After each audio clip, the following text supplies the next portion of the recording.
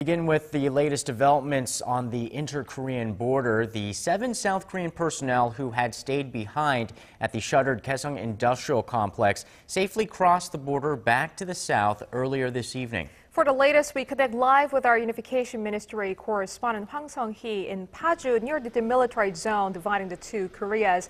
Ms. Hwang-hee, it was a busy evening. What's the latest?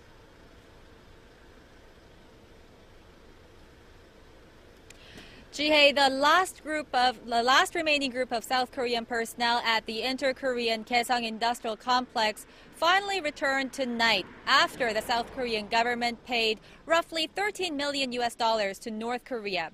Now, this North Korea claims is the money that the South owes to the North, which includes the unpaid wages of North Korean workers during the month of March, communication fees, as well as corporate taxes. Now, Seoul's Unification Ministry says the government is providing the money for now in the form of loans for the companies to pay back later.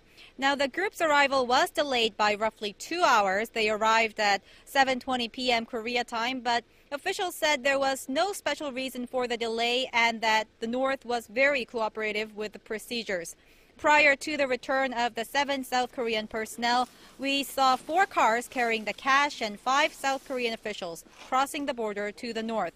Now, the officials who returned today assured that the factories in Gaeseong have all been safely locked, although they do wish that the factories will once again open and operate and resume operations. With today's departure of the 7 personnel from Gaeseong, there now remains no South Koreans at the complex, and the complete withdrawal comes exactly a month after North Korea placed an entry ban on South Korean workers to the border town. Ji-hye? Well, Sung-hee, now that the last group of South Koreans has returned, what's next for the joint business park?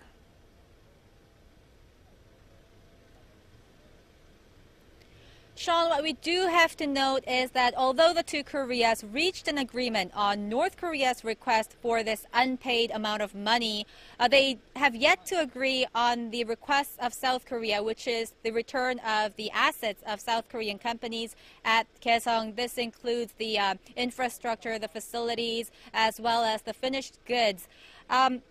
Well, the Unification Ministry said the North had also requested that the South Korea pay the unpaid wages of North Korean workers for the month of April, and said that the two Koreas will hold additional discussions on these issues. South Korea has requested the North to open up the 2 inter-Korean hotlines that it cut off earlier this year to continue their discussions on, like I said, the unpaid wages for April, as well as the return of the company's assets. So, on a positive note, we can say that there still remains a glimmer of hope, but that being said, there is also speculation that the South will cut off water and electricity supplies at the border town now that no South Koreans remain there. And experts say that this may lead to a complete shutdown of the complex, and it will also greatly affect the livelihoods of the residents in Gaeseong. Guys?